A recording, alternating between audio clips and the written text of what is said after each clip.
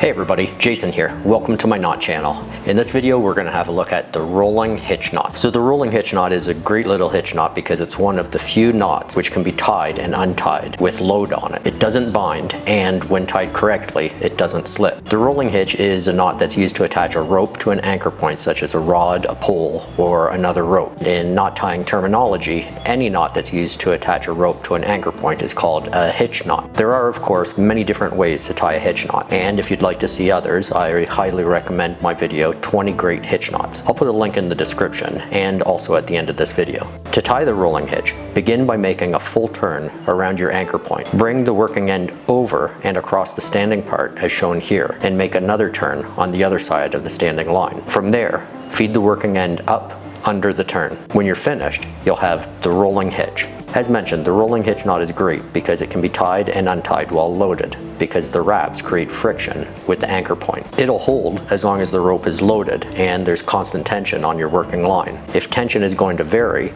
you can add a stopper knot to the tail end to prevent it from slipping. But of course, there are a lot of other hitch knots to choose from. So as promised, here's a link to my video, 20 Great Hitch Knots.